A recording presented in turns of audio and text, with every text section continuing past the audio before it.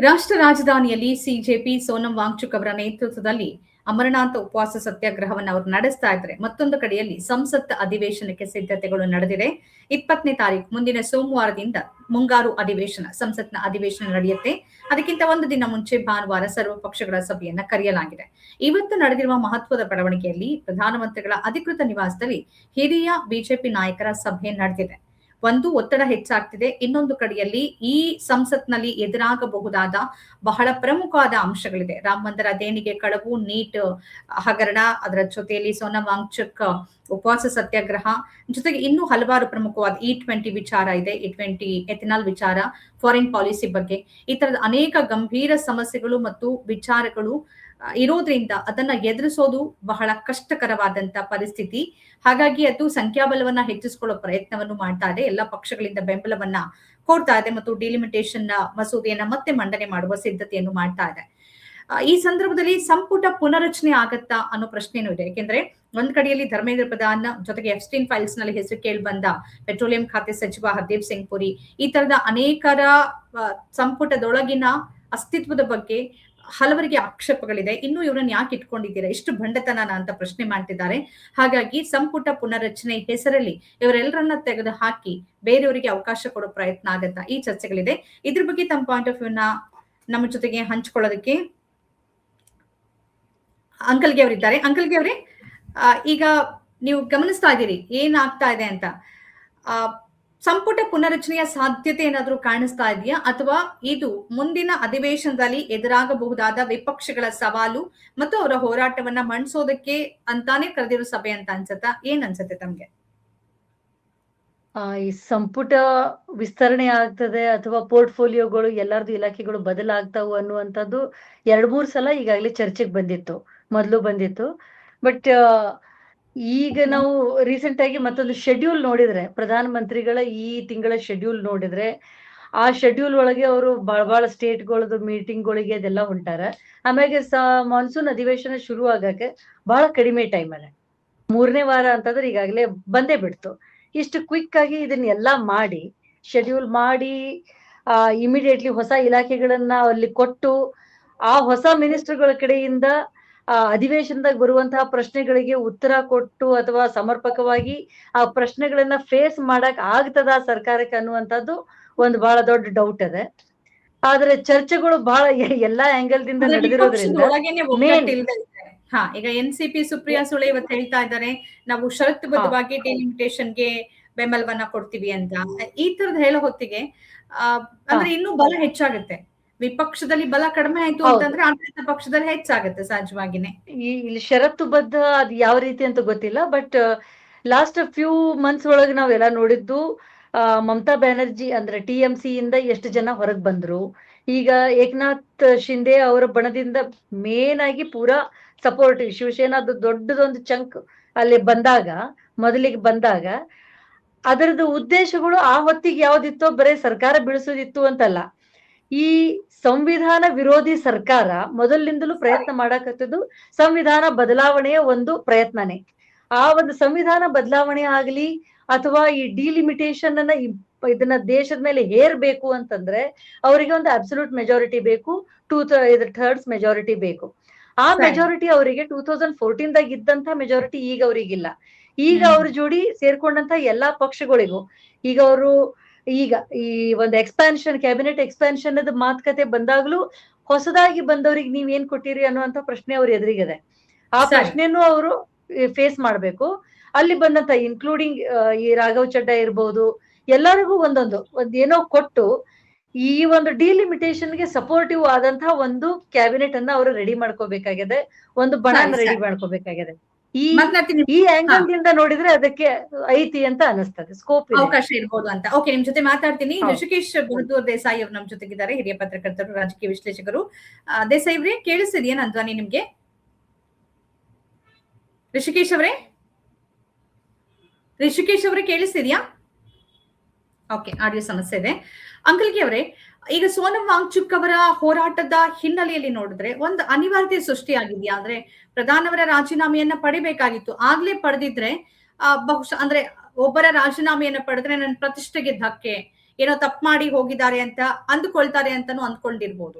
ಈಗ ಸಂಪುಟ ಪುನರಚನೆ ಹೆಸರಲ್ಲಿ ಹಾಗ್ ನೋಡಕ್ ಹೋದ್ರೆ ಎಪ್ಸ್ಟೈನ್ ಫೈಲ್ ಅಲ್ಲಿ ಹರ್ದೀಪ್ ಪುರಿಯನ್ನು ಇಟ್ಕೊಂಡಿದ್ದು ರಾಷ್ಟ್ರೀಯ ನಾಚಿಕೆ ಅದು. ಹಾಗೆ ನೋಡಕ್ ಹೋದ್ರೆ ಅವರನ್ನ ಮತ್ತು ಧರ್ಮೇಂದ್ರ ಪ್ರಧಾನ್ ಅವರನ್ನ ಇಟ್ಕೊಂಡಿದ್ದು ಇನ್ಎಫಿಷಿಯನ್ಸಿ ಕಾರಣಕ್ಕಾಗಿ ನೀವು ಯಾರನ್ನಾದ್ರೂ ತೆಗೀರಿ, ಆದ್ರೆ ಈ ತರದ ಆರೋಪ ಹೊತ್ತವರನ್ನ ಇನ್ನೂ ಸಂಪುಟದಲ್ಲಿ ಉಳಿಸ್ಕೊಂಡಿದ್ದಾರೆ ಅನ್ನೋದೇ ಬಹಳ ನಾಚಿಕೆಗೇಡಿನ ವಿಚಾರ. ಅದೆಲ್ಲದರಿಂದ ತಪ್ಪಿಸ್ಕೊಳ್ಳಕ್ಕೆ ಪುನರ್ರಚನೆ ಅನ್ನೋದನ್ನ ಕಾಯ್ತಾ ಇದೀಯಾ, ಏನ್ ಅನ್ಸುತ್ತೆ? ಅದ ಅನಿಸ್ತದೆ. ಯಾಕಂತಂದ್ರೆ ಧರ್ಮೇಂದ್ರ ಪ್ರಧಾನೇ ಮೇನ್ ಇಲ್ಲಿ. ಸೋನಂ ವಾಂಗ್ಚುಕ್ ಅನ್ನೋದು ನಾವು ಎಷ್ಟು ದೊಡ್ಡ ಇಶ್ಯೂ ಆಗಿ ಅವ್ರು ಕನ್ಸಿಡರ್ ಮಾಡೋದಕ್ಕೆ ಸರ್ಕಾರ ಅದು ಹೊರಗೆ ತೋರಿಸ್ಕೊಳ್ಳಾಕತಿಲ್ಲ. ಆದ್ರೆ ಸೋನಂ ವಾಂಗ್ಚುಕ್ ಏನೇ ಆದ್ರೂ ಸಹಿತ ಒಂದು ಮೇಜರ್ ಸಮುದಾಯಕ್ಕಾಗ್ಲಿ ಇಂಟರ್ನ್ಯಾಷನಲ್ ಶೇಮ್ ಅವ್ರಿಗೆ ಆಗ್ತದೆ. ಆದ್ರೆ ಅವ್ರಿಗೆ ಅದು ಎಷ್ಟು ಧಕ್ಕೆ ಆಗ್ತದೆ ಸೆಕೆಂಡರಿ. ಆದ್ರೆ ಅವರದೇ ಸರ್ಕಾರದ ಮಂತ್ರಿಗಳು ಹೇಳಿರೋ ಪ್ರಕಾರ, ರಾಜನಾಥ್ ಸಿಂಗ್ ಹೇಳಿರೋ ಪ್ರಕಾರ ನಾವು ಯಾರ್ದು ರಾಜೀನಾಮೆ ತಗೊಳ್ಳೋದಿಲ್ಲ, ಅದು ನಮ್ಮ ಪದ್ಧತಿ ಅಲ್ಲ ಅಂತ ಹೇಳಿದ್ರಲ್ಲ, ರಾಜೀನಾಮೆ ತಗೊಳ್ಳೋದಿಲ್ಲ, ಪೋರ್ಟ್ಫೋಲಿಯೋ ಬದಲಾವಣೆ ಮಾಡ್ಬೋದು. ಧರ್ಮೇಂದ್ರ ಪ್ರಧಾನ್ಗೆ ಶಿಕ್ಷಣ ಇಲಾಖೆಯಿಂದ ತೆಗೀರಿ ಅನ್ನೋದೇ ಡಿಮಾಂಡ್ ಅದಲ್ಲ, ಅವ್ರನ್ನ ತೆಗೆದು ಬೇರೆ ಯಾವ್ದಾದ್ರು ಖಾತೆ ಅವ್ರಿಗೆ ಕೊಡ್ಬೋದು. ಅವ್ರನ್ನ ಪೂರಾ ತೆಗದೇ ಬಿಡ್ತಾರೆ ಅನ್ನೋದು ಗೊತ್ತಿಲ್ಲ. ಅಷ್ಟು ಧೈರ್ಯ ಇವ್ರು ಮಾಡ್ತಾರೆ ಅನ್ನೋದು ಡೌಟ್. ಯಾಕಂದ್ರೆ ಇದ್ರೊಳಗೆ ಅವ್ರಿಗೆ ಎಷ್ಟು ಪವರ್ಫುಲ್ ಆಗಿ ಬೆಳೆದಾರೆ, ಅವ್ರು ಮೊದಲಿನಿಂದಲೂ ಬಿಜೆಪಿಗೆ ಎಷ್ಟು ಯಾವ ರೀತಿಯಿಂದ ಸಪೋರ್ಟ್ ಮಾಡ್ಕೊತ ಬಂದಾರೆ. ಆ ಆಂಗಲ್ ದಿಂದ ನೋಡಿದ್ರೆ ಅವ್ರಿಗೆ ಒಂದ್ ಯಾವ್ದೋ ಬೇರೆ ಖಾತೆ ಕೊಟ್ಟು ಈ ಖಾತೆಗೆ ಅವ್ರನ್ನ ತೆಗಿಬಹುದು. ಈ ಕಡೆ ಅದೇ ನಾವ್ ಹೇಳ್ತೀವಲ್ಲ ಗಾದೆ ಮಾತು, ಹಾವು ಸಾಹೇಬ್ ಹಗ್ಗ ಹರಿಬಾರದು, ಹಗ್ಗ ಹರಿಲಿಲ್ಲ ಕೋಲ್ ಮುರಿಲಿಲ್ಲ ಅಂತ. ಆ ತರ ಅವ್ರನ್ನ ತೆಗಿತಾರೆ. ಆದ್ರೆ ಇದ್ರೊಳಗಿಟ್ಟು ಶಿಕ್ಷಣದ ಇಲಾಖೆಯಿಂದ ತೆಗಿತಾರೆ, ಮಂತ್ರಿ ಮಂಡಳದಿಂದ ತೆಗಿಯೋದು ಡೌಟ್. ಅದೇ ರೀತಿ ಈ ಕಡೆ ಸೋನಂ ವಾಂಗ್ಚುಕ್ಗೆ ಆ ಇಶ್ಯೂನು ಟ್ಯಾಕಲ್ ಮಾಡ್ದಂಗ ಆಗ್ತದೆ. ನಿಮ್ಮ ಬೇಡಿಕೆಗೆ ತಕ್ಕಂಗೆ ನಾವು ಅವ್ರನ್ನ ತೆಗೆದ್ವಿ ಅಂತ ಹೇಳ್ದಂಗ ಆಗ್ತದೆ. ದಿಸ್ ಮೇ ಬಿ ಟ್ಯಾಕ್ಟಿಕಲ್ ಆಗಿ ಇದನ್ನ ಹ್ಯಾಂಡಲ್ ಮಾಡಿದ್ರೆ ಇದು ಒಂದು ಆಪ್ಷನ್ ಅಂತೂ ಐತಿ ಅವ್ರ ಎದುರಿಗೆ. ಓಕೆ, ಈ ವರ್ಷ ಕೇಂದ್ರ ಸರ್ಕಾರ ಅನುಭವಿಸಿದ ಹಿನ್ನಡೆಗಳಲ್ಲಿ ಒಂದು ಆರ್ಥಿಕತೆ ನಿಭಾಯಿಸೋದು, ಅದು ಯುದ್ಧ ಆರಂಭ ಆದ ನಂತರದಲ್ಲಿ ವಿತ್ತ ಸಚಿವೆ ನಿರ್ಮಲಾ ಸೀತಾರಾಮನ್ ಆಗಿರ್ಬೋದು, ವಿದೇಶಾಂಗ ಫಾರಿನ್ ಪಾಲಿಸಿ ಅಂತೂ ಸಂಪೂರ್ಣವಾಗಿ ಹದಗೆಟ್ಟು ಹೋಗಿದೆ. ಜೈಶಂಕರ್ ಇದ್ದಾರೆ, ಎಪ್ಸ್ಟೈನ್ ಫೈಲ್ಸ್ ಅಲ್ಲಿ ಹರ್ದೀಪ್ ಸಿಂಗ್ ಪುರಿ ಹೆಸರಿದೆ. ಈ ಕಡೆ ನೀಟ್ ಇರ್ಬೋದು ಅಥವಾ ಇನ್ನಿತರೆ ವಿಚಾರಗಳಲ್ಲಿ ಇಲ್ಲಿರೋದು ಧರ್ಮೇಂದ್ರ ಪ್ರಧಾನ್. ಜೊತೆಗೆ ಎಥನಾಲ್ ವಿಚಾರಕ್ಕೆ ಸಂಬಂಧಪಟ್ಟಂತೆ ಪುತ್ರನ ಕಂಪನಿಗೆ ಅವಕಾಶ ಮಾಡಿಕೊಟ್ರು. ಈ ತರದೆಲ್ಲದು ಗಡ್ಕರಿ ಮೇಲೆ ಇದೆ. ಅಂದ್ರೆ ಬಹಳ ಪ್ರಮುಖ ವ್ಯಕ್ತಿಗಳು ಯಾರಿದ್ದಾರೋ ಅವರೆಲ್ಲರ ಮೇಲೆ ಆರೋಪ ಇದೆ. ಇದೇನೋ ಕಾಂಗ್ರೆಸ್ ವಿಪಕ್ಷಗಳು ಮಾಡ್ತಿರೋ ಆರೋಪ ಅಲ್ಲ, ಜನಸಾಮಾನ್ಯರು ಮಾತಾಡ್ತಾ ಇದ್ದಾರೆ. ಹಾಗಾಗಿ ಇವರ ಬದಲಾವಣೆ ನಾವು ಸಂಪುಟದಿಂದ ತೆಗೆದಿಲ್ಲ, ಪುನರಚನೆ ಅಂದಾಗ ಯಾರಿಗಾದ್ರೂ ಹೊಸಬ್ರಿಗೆ ಅವಕಾಶ ಕೊಡ್ತೀವಿ, ಸಂಪುಟದಿಂದ ಕೈ ಬಿಟ್ಟು. ಅದ್ರ ಬಗ್ಗೆ ಮೊನ್ನೆಯಿಂದನೂ ಡಿಸ್ಕಷನ್ ಶುರುವಾಗಿತ್ತು. Nirmala Sitharaman one of the longest serving, ಅವರು ಇಷ್ಟು ವರ್ಷ ಕೇಂದ್ರ ಸರ್ಕಾರದಾಗ ನಿರಂತರ ಆಗಿ ನಿಂತಂತ ಒಬ್ಬ ವ್ಯಕ್ತಿ. ಈಗ ಈ ಫೈನಾನ್ಷಿಯಲ್ ಇನ್ಎಬಿಲಿಟಿ ಏನಿದಲ್ಲ, ಆರ್ಥಿಕತೆಯನ್ನ ಹ್ಯಾಂಡಲ್ ಮಾಡಿದ ರೀತಿ, ಅವರು ನಡ್ಕೊಂಡಂತ ರೀತಿ, ಈ ಎಲ್ಲ ಕ್ಯಾಲ್ಕುಲೇಟ್ ಮಾಡೋ ಮೆಥಡ್ ಅನ್ನ ಚೇಂಜ್ ಮಾಡಿ ಸರ್ಕಾರದ ಒಂದು ಲೆಕ್ಕಪತ್ರ ಸರಿ ಐತಿ ಅಂತ ತೋರಿಸೋದಲ್ಲ, ಇದ್ದಿದ್ರೊಳಗೆ ಅವ್ರು ಕರೆಕ್ಟ್ ಆಗಿ ತೋರಿಸಿದ್ರೆ ನಾವು ಯಾವ ರೀತಿ ಬ್ಯಾಕ್ ಹೊಂಟಿವಿ ಅನ್ನೋದು ಕ್ಲಿಯರ್ ಆಗಿ ಗೊತ್ತಾಗ್ತದೆ. ಈಗ ಸ್ವಲ್ಪ ದಿವಸದಿಂದ ಹೆಸರು ಶುರುವಾಗಿದ್ದು ಶಕ್ತಿಕಾಂತ ದಾಸ್ ಅವ್ರ ಹೆಸರು ಶುರುವಾಗಿದೆ. RBI ಗವರ್ನರ್ ಇದ್ರು, ಈಗ ಪ್ರೈಮ್ ಮಿನಿಸ್ಟರ್ಗೆ ಪ್ರಿನ್ಸಿಪಲ್ ಸೆಕ್ರೆಟರಿ ಎದುರಾಗಿ ತಜ್ಞ ಆಗಿ ಕೆಲಸ ಮಾಡಕತ್ತಾರೆ. ಅದಕ್ಕಿಂತ ಮೊದಲು ಅವರು ಫೈನಾನ್ಸ್ ಸೆಕ್ರೆಟರಿ ಒಳಗೆ ಇದ್ರೊಳಗೆ ಕೆಲಸ ಮಾಡಿದವರು. ಮೇನ್ RBI ಬಂದ ನಂತರನೇ ಅವ್ರದೊಂದು ಇದು ಗೊತ್ತಾಗಿದ್ದು ಜನರಿಗೆ.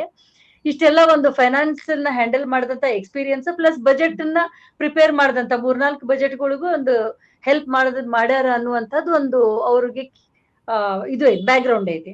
ಈ ಬ್ಯಾಕ್ ಗ್ರೌಂಡ್ ನಾಗ ಫೈನಾನ್ಸ್ ಅನ್ನ ಅವರಿಗೆ ಕೊಟ್ಟು ನಿರ್ಮಲಾ ಸೀತಾರಾಮನ್ನ ಐದರ್ HRD ಅಥವಾ ಎಜುಕೇಶನ್ಗೆ, ಈಗ ಇಲ್ಲಿ ಎಜುಕೇಶನ್ಗೆ ಶಿಫ್ಟ್ ಮಾಡುವಂತ ಚಾನ್ಸ್ ಅದ ಅನ್ನುವಂತ ಒಂದು ರೂಮರ್ ಅಂತೂ ಐತಿ. ಬಟ್ ಅದು HRD ಹೋಗ್ತದೋ ಎಜುಕೇಶನ್ ಬರ್ತದೋ ಗೊತ್ತಿಲ್ಲ.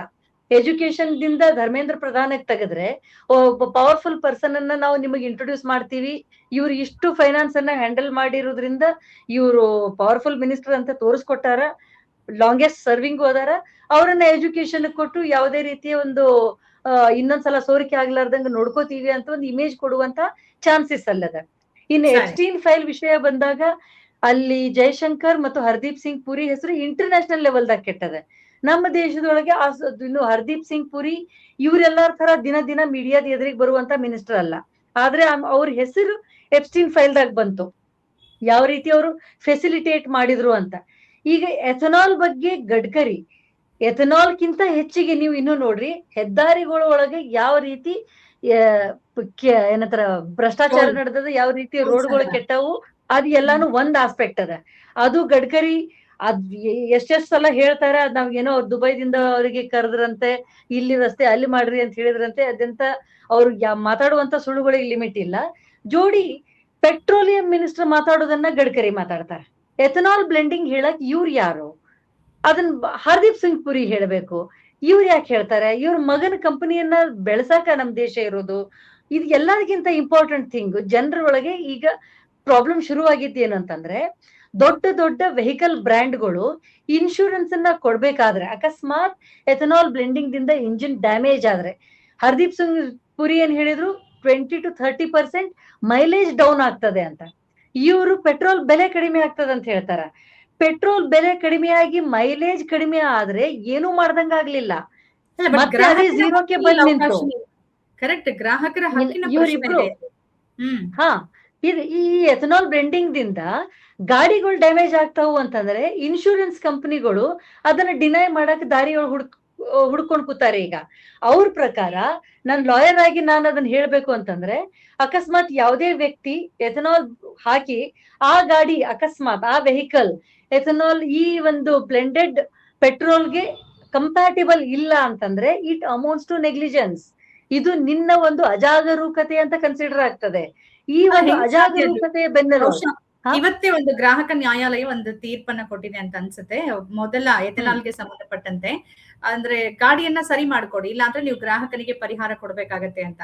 ಈಗ ನೀವು ಗ್ರಾಹಕನಿಗೆ ಆಪ್ಷನ್ಸ್ ಅನ್ನ ಇಟ್ಬಿಟ್ಟು, ಇಲ್ಲ ನೀನ್ E10 ಅನ್ನ ಹಾಕೋ, ಇಲ್ಲ ಪ್ಯೂರ್ ಪೆಟ್ರೋಲ್ ಇದೆ, E20 ಇದೆ, ನಿನಗೆ ಯಾವ್ದು ಬೇಕೋ ಅದನ್ನ ಹಾಕೋ ಅಂತ ಆಯ್ಕೆ ಇಟ್ರೆ ಇದೆಲ್ಲವೂ ಅವ್ರು ಮಾಡ್ತಿರೋ ಕಾನೂನುಗಳು ಅಥವಾ ಇನ್ಶೂರೆನ್ಸ್ ಪಾಲಿಸಿದು ಅಪ್ಲೈ ಆಗ್ಬೋದು. ನೀವು ಆಪ್ಷನ್ ಹಿಡ್ದೆ ನೀನ್ ಇದನ್ನೇ ಹಾಕೋಬೇಕು ಅಂತ ಅಂದ್ರೆ ನೀವ್ ಹೆಂಗ್ ಕಂಪಲ್ಸರಿ ಹೆಂಗ್ ಮಾಡ್ತೀರಿ? ನಮ್ಮ ದೇಶದೊಳಗ ಸೀಮೆ ಎಣ್ಣೆ ಹಾಕಿ ಇದನ್ ಗಾಡಿ ಓಡಿಸೋರ್ ಅದಾರ. ಅದ್ ಅವ್ರ ಚಾಯ್ಸ್, ಅದು ಅವ್ರ ಅಫೋರ್ಡ್ ಮಾಡಕ್ ಆಗುದಿಲ್ಲ, ಅದಕ್ಕೆ ಅವ್ರು ಓಡಿಸ್ತಾರೆ. ಅದ್ ಏನೇ ಆಗ್ಲಿ, ಎಂಜಿನ್ ಕೆಟ್ಟರು ಅದಕ್ಕೆ ಜವಾಬ್ದಾರಿ ಅವ್ರು ಇರ್ತಾರೆ. ಆಮ್ಯಾಗ ಅವ್ರು ಯೂಸ್ ಮಾಡುವಂತ ವೆಹಿಕಲ್ಗಳು ಇನ್ಶೂರೆನ್ಸ್ ಕವರೇಜ್ ದಿಂದ ಬಹಳ ದೂರ ಇರ್ತಾವ. ಈಗ ನೀವು ಇನ್ಶೂರೆನ್ಸ್ ಅನ್ನೋದು ದೊಡ್ಡ ಮಾಫಿಯಾ ಮಾಡಿ ಪ್ರತಿಯೊಂದು ಗಾಡಿಗೂ ನೀವು ಇನ್ಶೂರೆನ್ಸ್ ನಾವು ಸಾವಿರಾರು ದೊಡ್ಡ ದೊಡ್ಡ ವೆಹಿಕಲ್ಗಳಿಗಂತೂ ಈಗ ಬೆಂಚ್ ಕಂಪನಿದು ಬಂತು ಮನೆ ಕ್ವಶನ್, ಲಕ್ಷಾಂತರ ರೂಪಾಯಿ ಇನ್ಶೂರೆನ್ಸ್ ತಗೊಂಡಿರ್ತಾರೆ. ಅಂತ ಗಾಡಿಗಳಿಗೆ ನೀವು ಚಾಯ್ಸ್ ಕೊಡ್ಲಾರ್ದೆ ನೀವು ಈ ತರದ ಪೆಟ್ರೋಲ್ ಆಗ್ಲಿ ಫ್ಯೂಯಲ್ ಹಾಕಿದ್ರೆ ಅಲ್ಲಿ ಏನಾದ್ರೂ ನಾಳೆ ಡ್ಯಾಮೇಜ್ ಆದ್ರೆ ಇನ್ಶೂರೆನ್ಸ್ ಕಂಪನಿಗಳು ಕ್ಲಿಯರ್ ಆಗಿ ದಿಸ್ ಅಮೌಂಟ್ಸ್ ಟು ನೆಗ್ಲಿಜೆನ್ಸ್ ಅಂತ ಹೇಳ್ತಾರೆ. ಈಸಿಯಾಗಿ ಆರ್ಗ್ಯುಮೆಂಟ್ ಮಾಡುವಾಗ ಒಂದ್ ಮಾತು ಹೇಳ್ಬಹುದು, ಅವರೆಲ್ಲ ಪ್ಯೂರ್ ಪೆಟ್ರೋಲ್ ಶೆಲ್ ಹೋಗ್ತಾರೋ ಇನ್ಯಾವುದಕ್ಕೋ ಹೋಗ್ತಾರೆ, ಅವ್ರು ಯಾಕಿಂತ ನಾರ್ಮಲ್ ಪೆಟ್ರೋಲ್ ಹಾಕೋತಾರೆ ಅಂತ.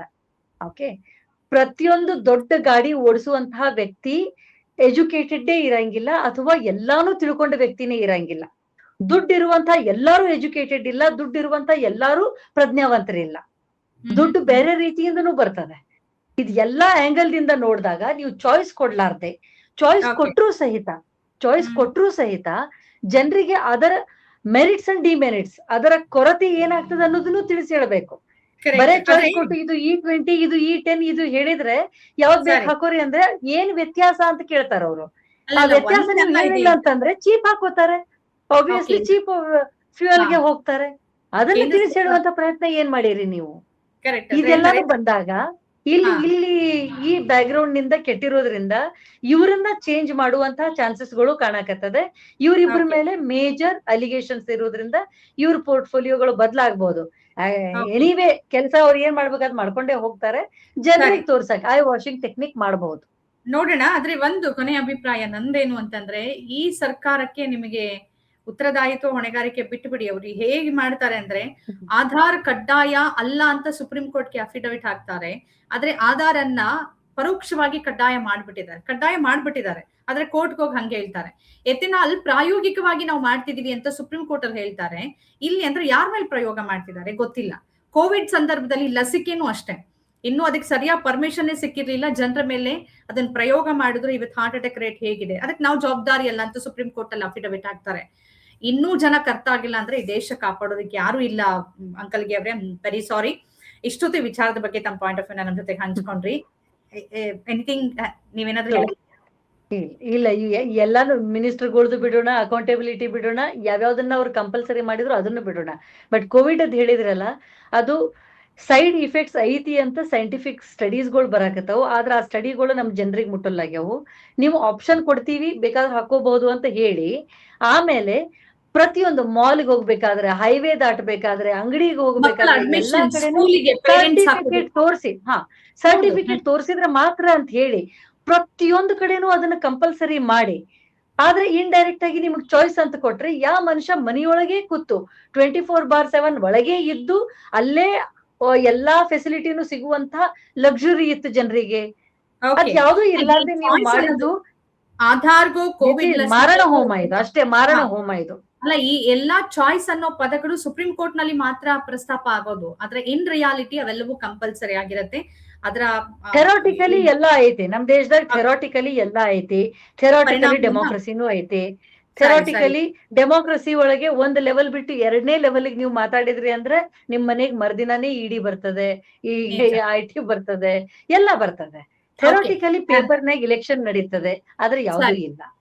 ನೋಡೋಣ, ಪರಿಸ್ಥಿತಿ ಬದಲಾಗ್ಬೋದು. ಫಾರ್ ದಿ ಬೆಸ್ಟ್ ಅಂತಾರಲ್ಲ, ಹಾಗಂತ ದುನಿಯಾ ಕಾಯಂ ಹೈ. ಆಶಾವಾದಿ ಆಗಿರ್ಬೇಕು. ಅಂಕಲ್ಗೆ ಅವರು ಇಷ್ಟೊತ್ತು ಈ ವಿಚಾರದ ಬಗ್ಗೆ ತಮ್ಮ ಪಾಯಿಂಟ್ ಆಫ್ ವ್ಯೂ ನಮ್ ಜೊತೆ ಹಂಚ್ಕೊಂಡ್ರಿ. ಧನ್ಯವಾದಗಳು, ನಮಸ್ಕಾರ, ಥ್ಯಾಂಕ್ ಯು. ಆದ್ಮೇಲೆ ಇದಾಗಿತ್ತು ಇವತ್ತಿನ ವಾರ್ತಾ ಭಾರತೀಯ ಪಾಯಿಂಟ್ ಆಫ್ ವ್ಯೂ ಕಾರ್ಯಕ್ರಮ. ಈ ತರದ ಬೇರೆ ಬೇರೆ ವಿಶೇಷ ಕಾರ್ಯಕ್ರಮಗಳು, ಚರ್ಚೆಗಳನ್ನ ತಾವು ನೋಡ್ಬೇಕು ಅಂತಂದ್ರೆ ನಮ್ಮ ಚಾನೆಲ್ ಅನ್ನ ಸಬ್ಸ್ಕ್ರೈಬ್ ಮಾಡಿ, ನಮ್ಮ ಕಾರ್ಯಕ್ರಮಗಳನ್ನ ಲೈಕ್ ಮಾಡಿ ಮತ್ತು ಶೇರ್ ಮಾಡಿ. ನಮಸ್ಕಾರ.